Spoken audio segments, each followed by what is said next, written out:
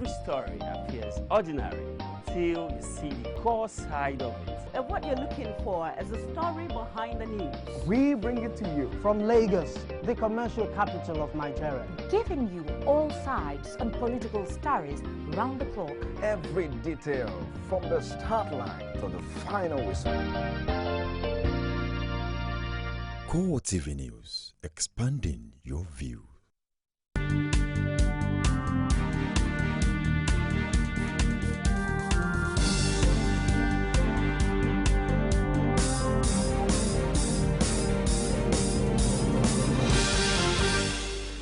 Hello, thank you for joining us on CoreTV Primetime News. Hi, I'm Frank Komalape. Our top stories tonight. President Muhammadu Buhari's administration receives the backings of United States and other countries on the recovery of funds stolen.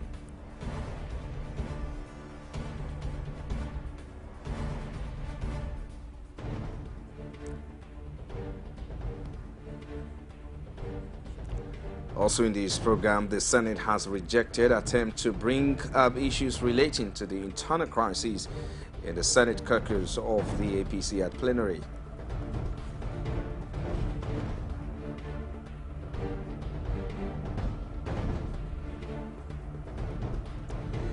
And the Senate has resolved to summon the management of the Nigerian National Petroleum Commission on the state of the nation's refineries.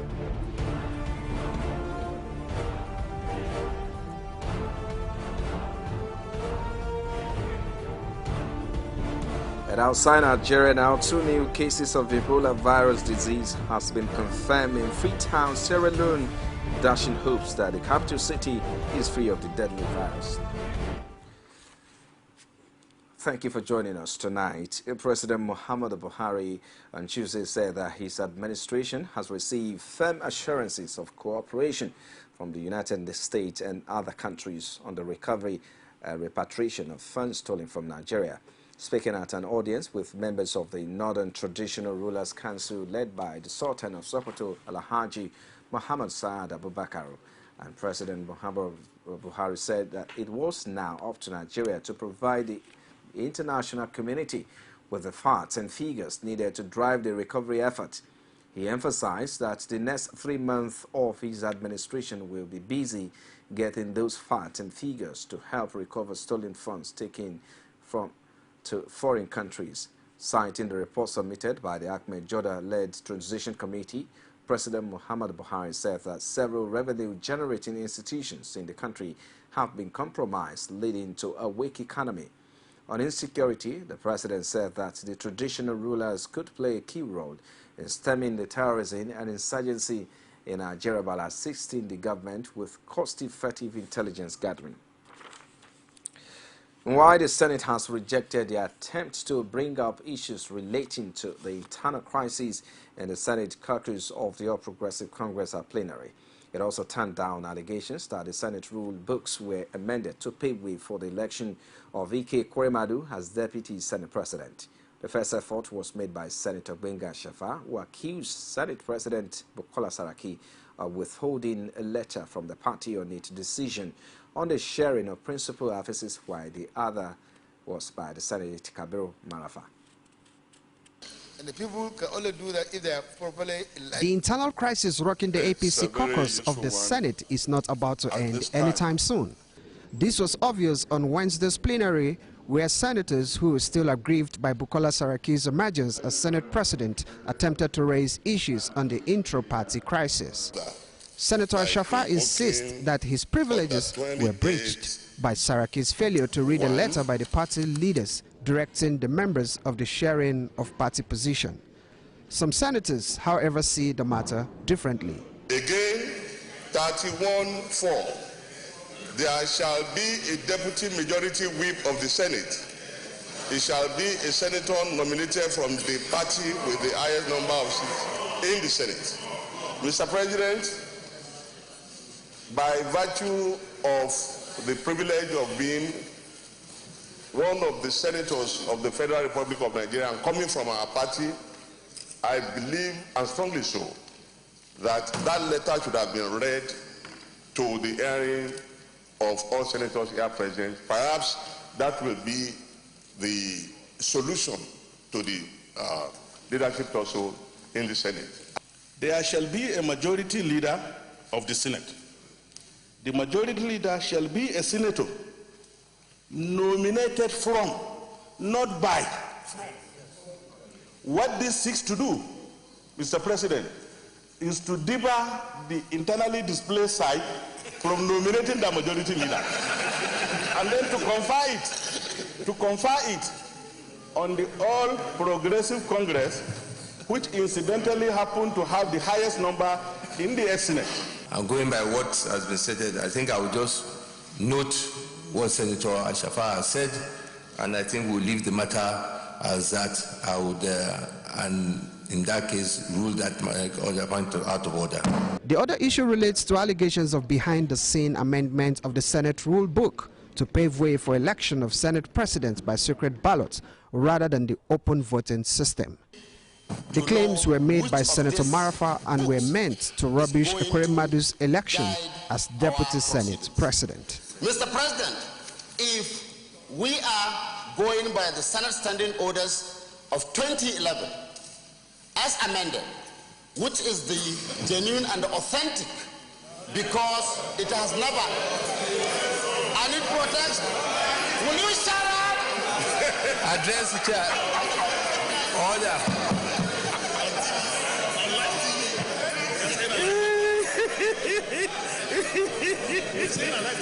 Mr. President, like I said, the events as we witnessed on the 9th of June 2011, especially as it regards the election of the Deputy Senate President, were null and void because they were not in consonance with the provisions of the standing orders of this Senate, Your Excellency.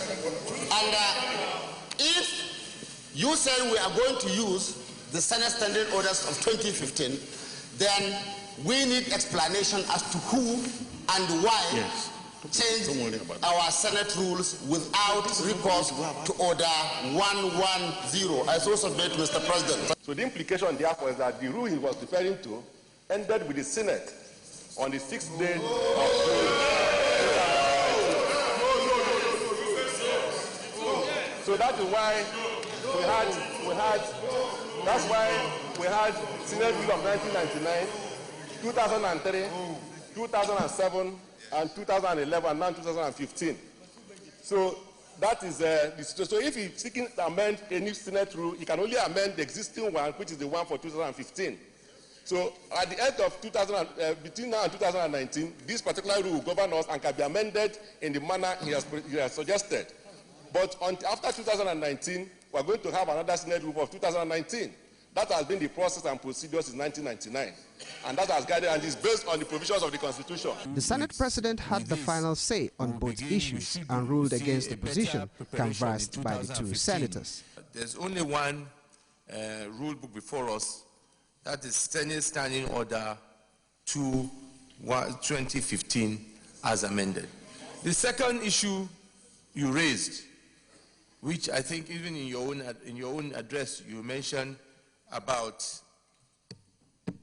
9th of June, where by virtue of our actions, I will refer you again to section 53, subsection 6, which says that it shall be out of order to attempt to reconsider any specific question of which the Senate has come to a conclusion during the current session.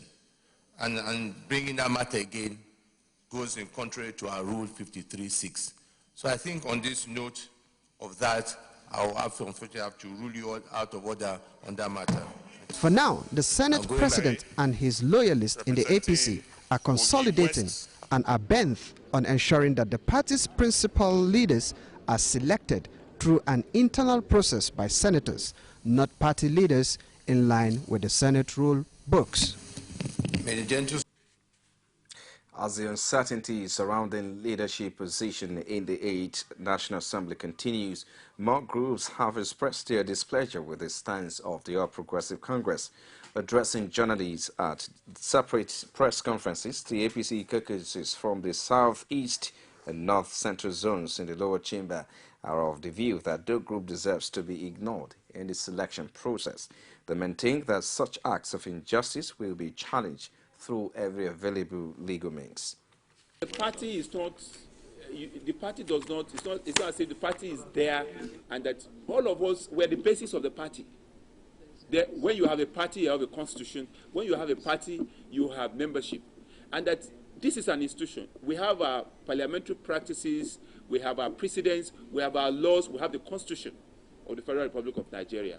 And that the constitution supersedes any other law and any other consideration on earth in Nigeria. And that's what we're seeking to pursue. We're saying that as a people, we are being excluded, and we cannot accept it. Whether it is true or false, nothing is zoned to the southeast.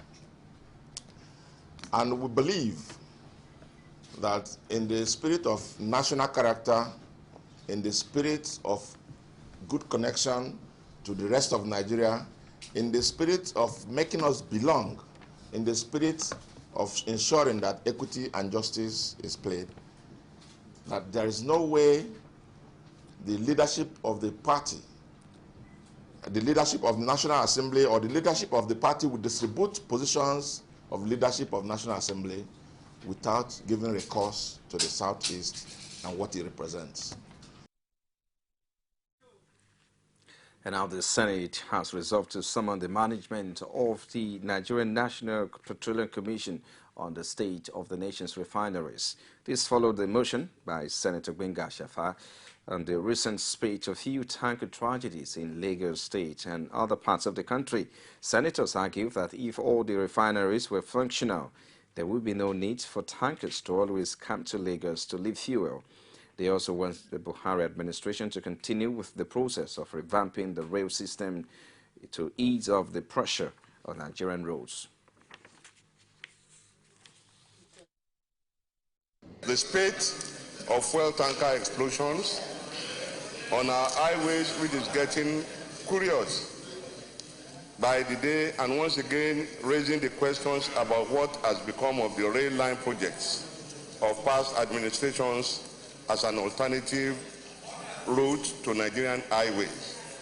Note further that as Nigerians were still lamenting the tragedy of Yano Ipaja, another occurred at Idimo in Alimosho local government area of Lagos. The incident destroyed property worth millions of naira, and no fewer than 34 buildings, 70 shops, 1 tricycle, 1 truck, and other properties were consumed by the fire ignited by the falling petrol-laden tanker. Mr. President, distinguished colleague, I quite agree with the last speaker that says that these menace caused by these fuel tanker drivers needs to be addressed urgently. Mr. President, you will quite agree with me that as we speak, the Apapa area of Lagos is under siege. Are under its legal responsibilities so that we can determine where things are and what we need to do to make sure that petrol is supplied to all parts of Nigeria without these dangers that we perennially pose to our people. And away from there now, Akwa Ibom Governorship Election Tribunal sitting in Abuja has ordered for the transfer of election materials used in the state to Abuja for inspection. In a ruling delivered by the Justice Sadiq Umaru-led 3-man panel, the tribunal directed the Independent National Electoral Commission to move the materials to the FCT. Umaru noted that inspection of material will enable the petitioner to prove the allegation of electoral malpractice in the conduct of the governorship election in the state. The court has further ordered that the documents that are in the custody of INEC in Uyo be brought to the headquarters of INEC in Abuja for the purpose of that inspection, and that the security agencies ensure the security of those documents. That's what the court ordered.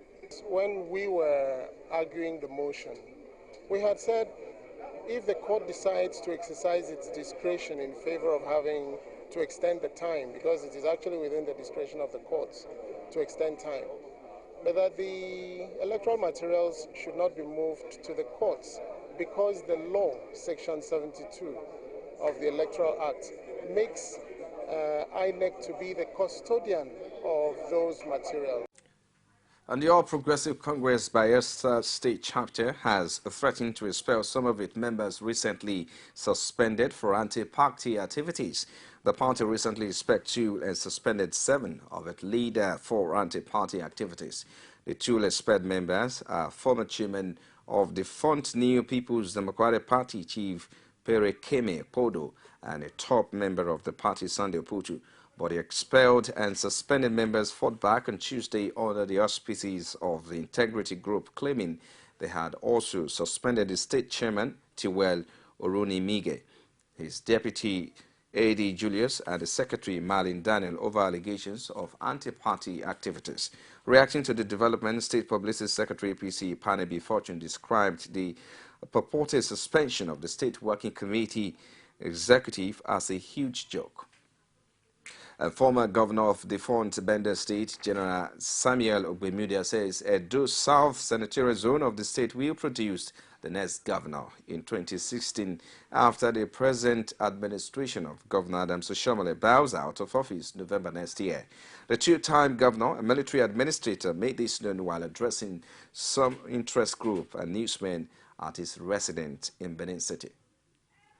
Samuel Ogbemudia was responding to questions from journalists and said a committee referred to Edo mass movement was swinging to action July the 4th to scout for prospective credible candidates for Edo South. He emphasized that the turn of Benin-speaking tribe is to produce the next governor of the state.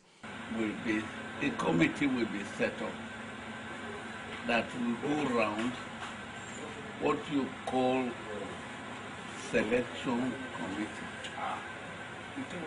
And from that committee, another committee, smaller committee will emerge. What you call search committee. So all those people work together to produce few names for the larger body to look at. The 2-time governor and military administrator said it is not at loggerhead with the former governor of the state, King Binedo, over the choice of who becomes the next governor of the state, but will support if he projects better candidate that is credible from Edo South. It's a leader that I respect. And if he has somebody that meets our standard, we will support him. Meanwhile, it will be recalled that the palace of Obo Bini was also in accord with the Benin man becoming the next governor of the state. The campaign for the next governorship candidate is expected to begin soon from the coming days. You're still watching CoreTV Primetime News. We'll take a break now. We'll be back shortly with more stories. Join us again.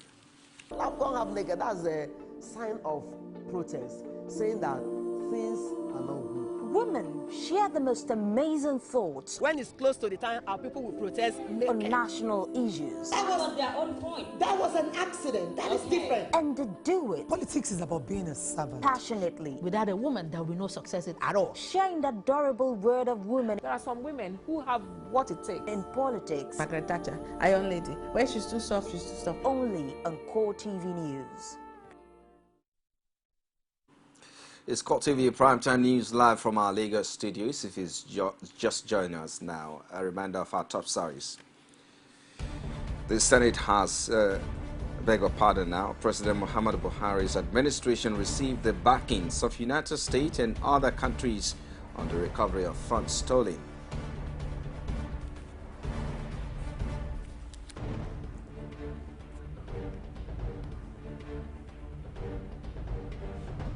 And the Senate has rejected attempts to bring up issues relating to the internal crisis in the Senate caucus of the APC at plenary.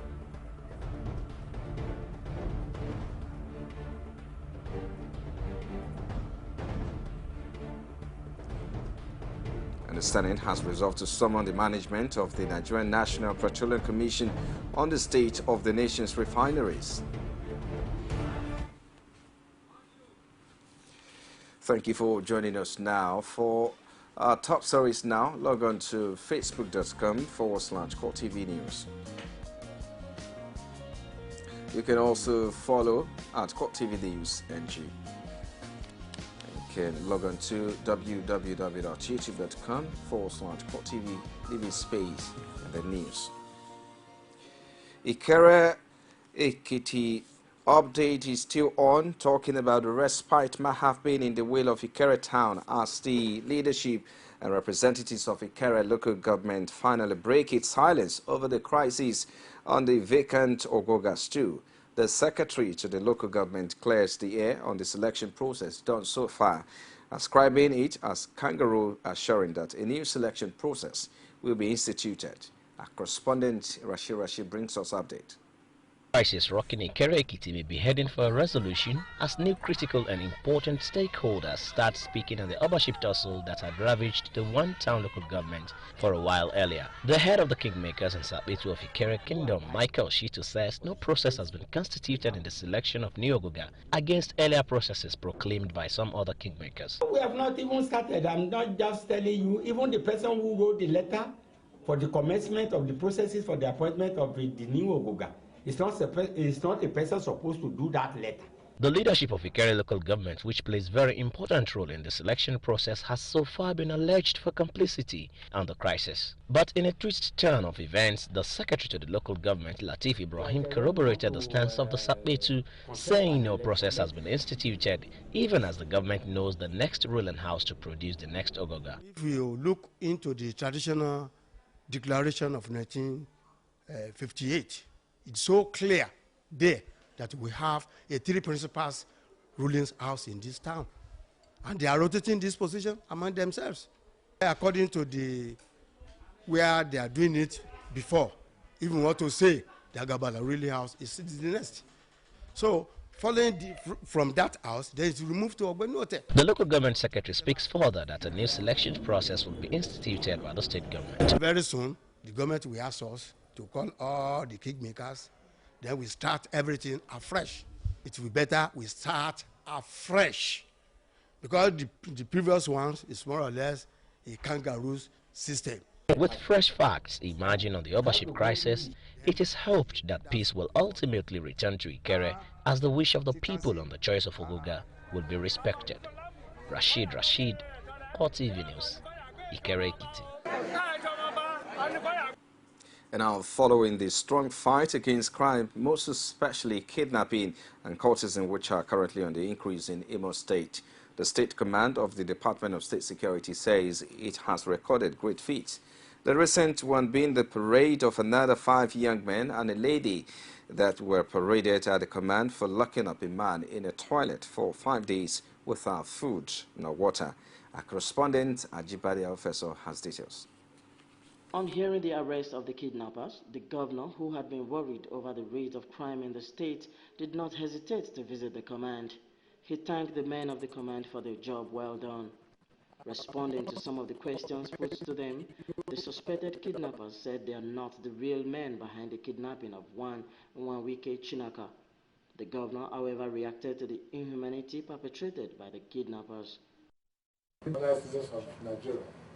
Now, for having kept somebody for 1 week in a place, in a toilet, is dehumanizing, and I'm sure they have the intention to kill him if they don't provide the money.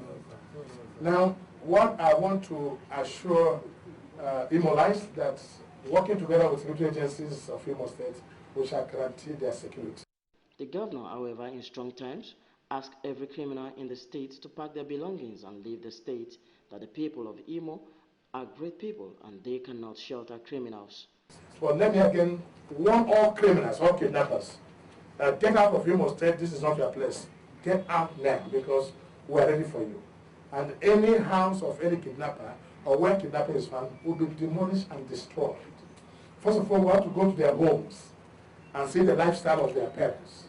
If the lifestyle of their parents does not justify their means, does not justify the building they have, those buildings also will be brought down. and their parents will be tried. And I want to warn parents now to ask where are your children every day and what they do, and the kind of friends they keep. The director of the command also assured the governor and the entire people of Imo State that they will continue to do their best to ensure the state is free from crime. So I'm assuring you, Your Excellency, that this is just the beginning. In no distant future, the issue of kidnapping will be a thing of the past in Imo State. And we still crave for your support. The kidnappers are to be tried soon in court, all to face the law accordingly.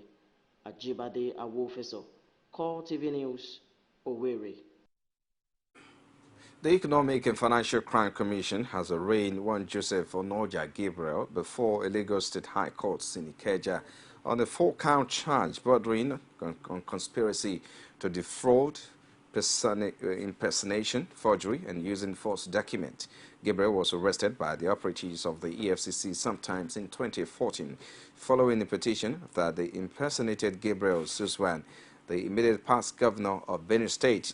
He had attempted to extort money from some foreigners under the pretense of giving them contracts. Aside from that, the accused also procured a fake international passport bearing the name of the former governor, but with his own passport photograph. When the charges were read to him, Gabriel pleaded not guilty. Justice Lawala Kapo ordered that the defendant be remanded in Kirikiri Maximum Prison pending his bail application and adjourned the case to November 23 and 24 and 25 for trial. A National Drug Law Enforcement Agency has discovered 3 clandestine laboratories used for illegal production of methamphetamine. The illegal drug factories were detected in Anambra State, southeast Nigeria. A suspected drug kingpin Chukwu Wendu Sylvester Ikeja, also known as Blessed, has been arrested in connection with the discovery.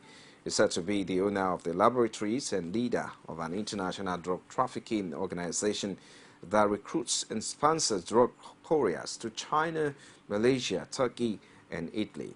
37-year-old Okejako hails from Ozubulu, Ekuzigo local government area of Anambra State, and is the group managing director of Blessed Group of Companies. NDLEA findings reveal that the suspect hid under the cover of motorcycle part business and running a drug sale that has international affiliation and shuttles between his country home in Ozubulu, Newi, and his Lagos resident at number 2 Street, James Close, Ajao Estate.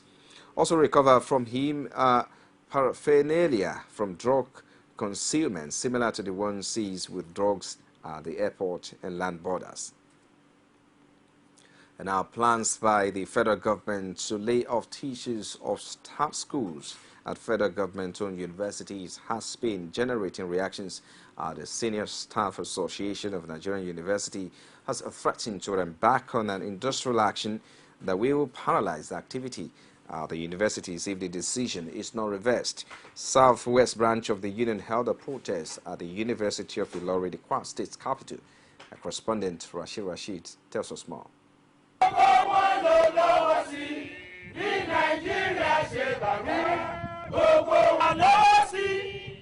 University of Ilorin Primary School is one of the 24 staff schools operated by federal universities across the country. Some of the 84 teachers in this particular school are not happy with the new directive from the Federal Ministry of Education directing the university authority to stop paying the salary of the teachers from the budget of the school, as government will soon stop funding them. Most of the teachers roam about the school, while others discuss in hushed tones. The Southwest chapter of the Senior Staff Association of Nigerian Universities briefed the affected teachers on the planned sack as the teachers resort to protest against such decision. They wondered how other agencies like the military will operate primary and secondary schools from their budget, while universities will be an exemption. They say an agreement was signed with the government 6 years ago for the total funding of the schools from the university's budget, wondering how a circular will now be issued categorizing them as ghost workers. Our grievances is as a result of the unjustified circular that is currently in the universities. The content of that circular is highly offending and offensive in the sense that it is calling our members in our various staff schools of the universities who were employed, duly employed by the councils of their various universities as staff of the universities. That circular is now calling them ghost workers, that any vice chancellor that includes their names in the budget of the universities will be regarded as including the names of ghost workers in their payrolls. So for us, it's very offensive, and the union will not take it. We know there are orchestrated plans, surreptitious moves by some powerful people within the system to ensure that these people are exorcised from the system. SANU will go back to the trenches. We'll go back to the trenches, and we're going to take them on. Unilori branch chairman of SANU, Adeleke Afanla, threatened that federal universities will be grounded if the decision is not reversed, calling on President Muhammadu Buhari to intervene in order to avert another major crisis in the education sector. That our demands are not met in the first instance. The reason why we are having this is just to sensitize the whole world, not even Nigerians alone, that workers in the university systems are not lovers of strike. And you know, when the demands are not met, it means we have been pushed to the wall. And you know, the next alternative will be declaration of strike. But we are telling the whole world we're not interested in strike. It's not the best instrument we want to be using every time. But when our calls are not being attended to, of course, we don't have any other option. It's part of our weapons that we fight. The union also called for the removal of the executive secretary of the National Universities Commission, Professor Julius Okoje, for being part of the plot. Rashid, CoreTV News, Ilorin. Residents of Alagbole Akute in Ifo local government area of Ogun State are grappling with the challenge posed by bad road network over the years. The situation for most residents is gotten to its peak during the rainy season. And with the rains now here, residents of the area are again exposed to the challenge of navigating the area due to a flood and erosion affecting the road network. A correspondent, Precious Kirsten, who visited the areas, has this report presented from our studios. Movement for those who have access to good road is just hassle-free, but for the residents of Alagbole Akute for local government area of Ogun State, it's not something to be taken lightly with the awful condition of the road network within the area, which is home to thousands. For an average vehicle owner, navigating the roads here is a difficult task. Different strokes, they say, for different folks, which motorcycles and tricycles have become an alternative means of transportation, with many of them smiling to the bank daily. Some private vehicle owners who are not happy with the bad state of the roads bear their minds on what they go through daily. Let government just support us to finish this job. We need an assistant, and because this road is worse thing. When the rain continues like this place will not. There is no way to pass, and a lot of motor and a bike spoiling around this road. We are appealing to the governor to please. This is a good project, but we are appealing to them to finish it on time. The suffering here is much for us. I feel like packing out of Akute and move into Lagos. These residents say the health implication has become a source of major worry, with refuse dumps now the common sight almost on the major roads. Government should come to our own aid here and just see what they can do so that the people in this vicinity will not be able to contact any disease from what is going on with this. The bad road network has 8 implications on economic activities in the area, leading to a mass immigration. Yes, so everybody has run away now. No one is here again. Everybody has gone to Ajal, Ikeja, Ogba, Bega, Ojodu, so Oshodi. In fact, many has gone back to Ibadan. But we are managing here because we don't have anywhere to go. So we need to relax here and be waiting on to God for God to do something. We are begging the government to assist us. It's not too late. Though we know this is rainy season, but at the same time, maybe during the dry season, they should help us to put things in order. The problem we have now, look, you can see the vehicle, all the vehicle going now, is this bridge. The governor has tried to do the bridge to this level. Now that it's in, let it come and complete the bridge, or even do the wrong way for us so that we can see road passing. All the vehicles here are damaging. You can see this vehicle damaged, other one damaged there. Just help us to come and do the road. There's no anything else. For this main time now, let me just call the Chinese people to come and straighten the road so that people can pass around and the vehicle can move around. With the situation showing no signs of an improvement anytime soon due to the ongoing financial crisis that has crippled activities in many states, the demand of the residents of the area is that the state government must find a quick fix solution to the bad state of the road.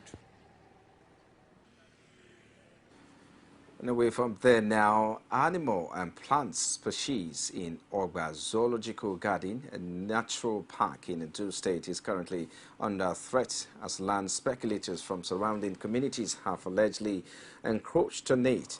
The park, which is about 400 hectares, is one of the rarest tropical rainforests still found in Nigeria, with its characteristics still intact. Antonio Regbemi, technical director and one of the managers of the park, called on the state government to immediately arrest the situation before the state loses its forest and the park. The technical director, while addressing journalists on the challenges facing the park since its establishment in 1971, said, as of 2003, when the human encroachment began, the natural habitat which houses most of the animal and plant species under the protection of the zoo and served as field laboratory for research is being bulldozed. While the other encroachment is on, fresh devastation have erupted in the area. Communities, same people have gone in, torn the remaining heritage into pieces. Urigbeme, while attributing the encroachment on neighboring communities, said government's seeming attitude towards the situation in the past has further heightened the encroachment, saying only government decisive action will salvage the situation.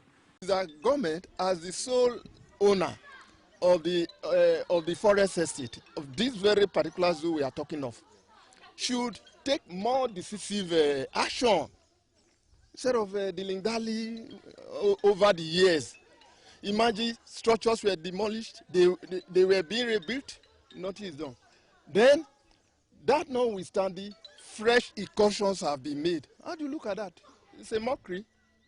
Some elders around Ogba Natural Park, who spoke separately, suggest that the zoo be relocated given the growing urbanization. They, however, observed that it has, on a yearly basis, helped economic activities in the area. And as the activities of insurgents continue to rise across West Africa's sub-region, the Controller General of Nigeria Immigration Service, David Paradang, has called for more vigilance at the borders. Paradang stated this at a summit on mobility and security in West Africa, organized by a Clean Foundation in Lagos. Represented by Mohammed Nuruddin, Deputy Controller of Immigration Service Command, says monitoring of the immigrant coming in and out of country is essential to checking the activities of criminal-minded people. It is also our duty to study him very well. Is that visa really genuine or fake? We have to look at the visa. Then, if he is given permit to enter the country, what do we do when he is residing in the country? We have to monitor him also. Because certainly we cannot give him free hand and then or to be moving the way he likes. No, that's why we have our IIE, Intelligence Inspectorate and then Enforcement. You're still watching CoreTV Primetime News. We take another break now. We'll be back with sports and other stories outside Nigeria. Stay with us.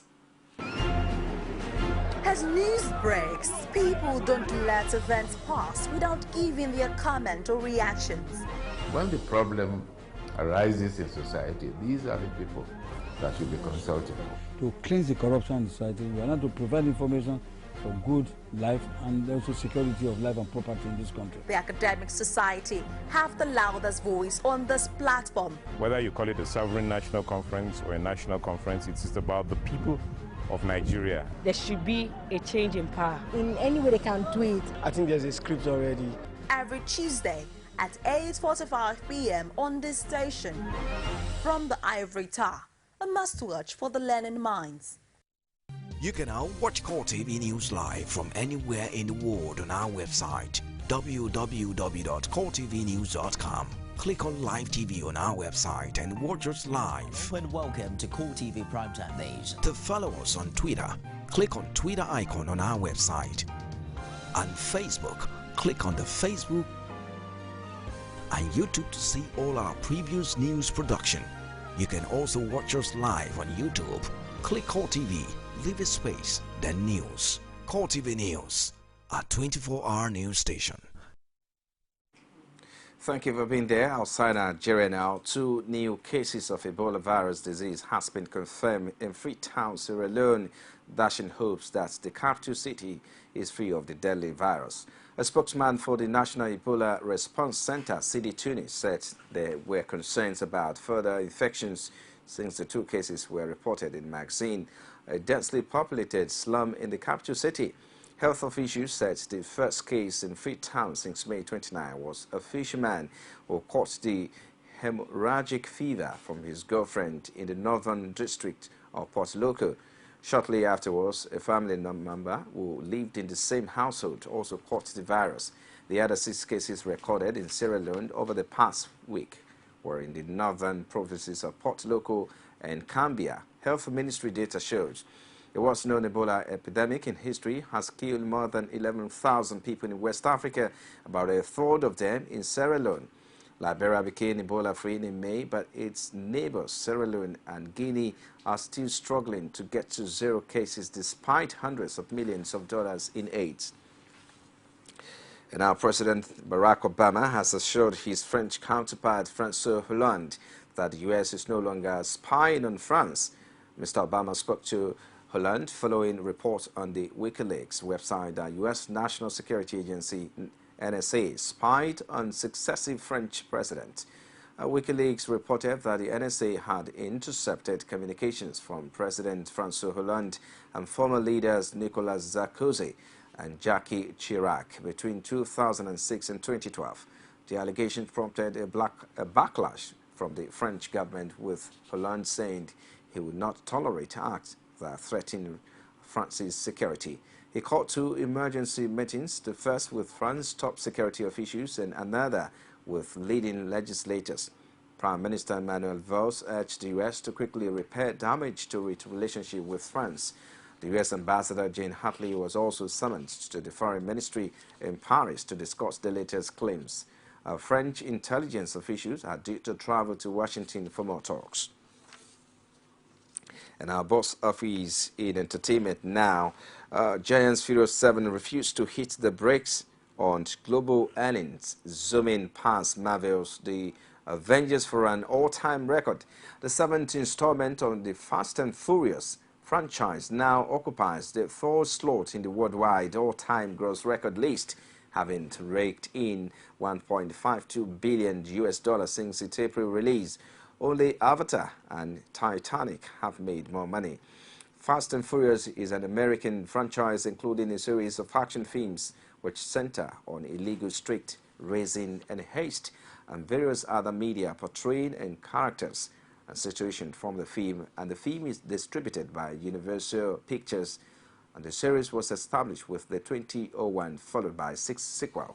2 short films that are into the series, and as of May 2015, it has become Universal's biggest franchise of all time.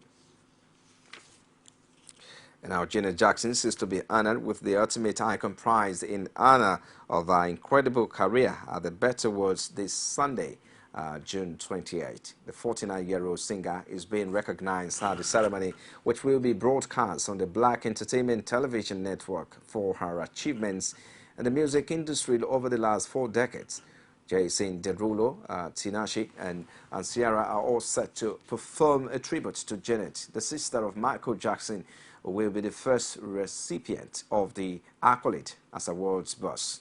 Stephen G. Hill said, "They're excited beyond belief to present her with the inaugural Ultimate Icon Music Dance Visual Award, and they are thrilled that she chose the BET Awards as the first step on her new road."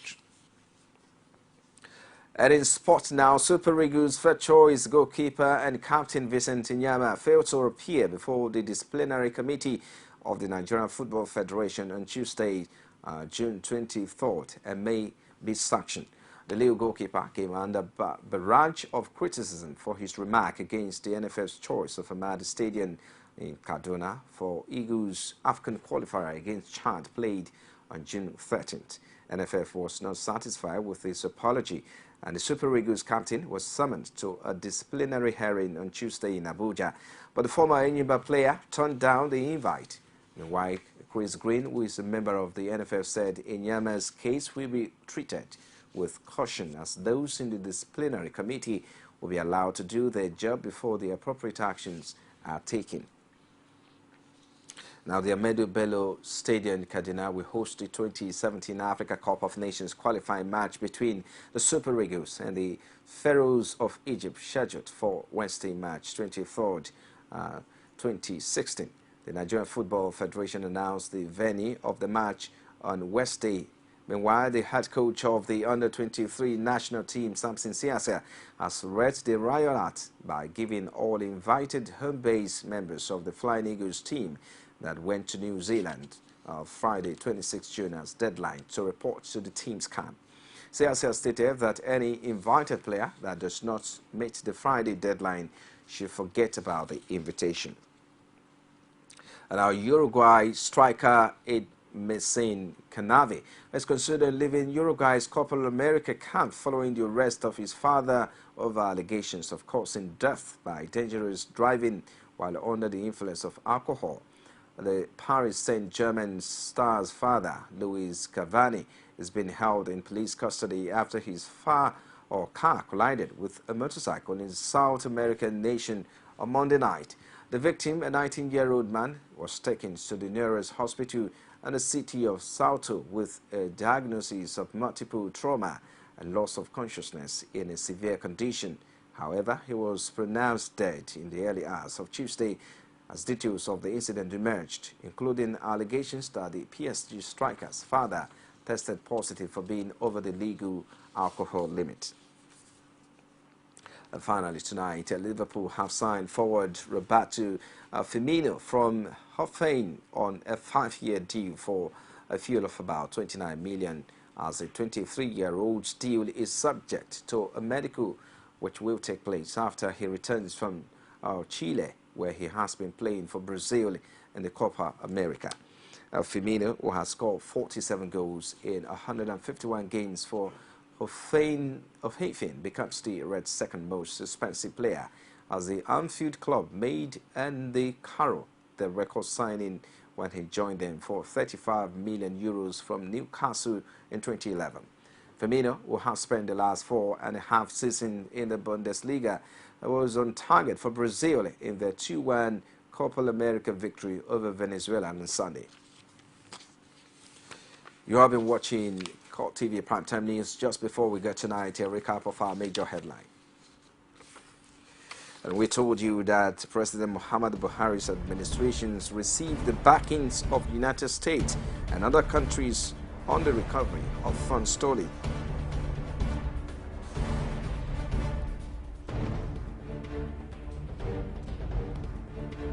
We also brought to you that the Senate has rejected attempts to bring up issues relating to the internal crisis in the Senate caucus of the APC at plenary.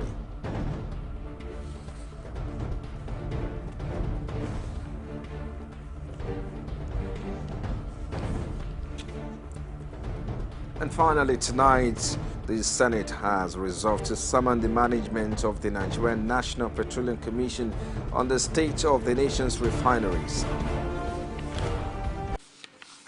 Well, and that's it on CoreTV Primetime News tonight. On behalf of the entire news crew, I am Frank Komalape. Good night.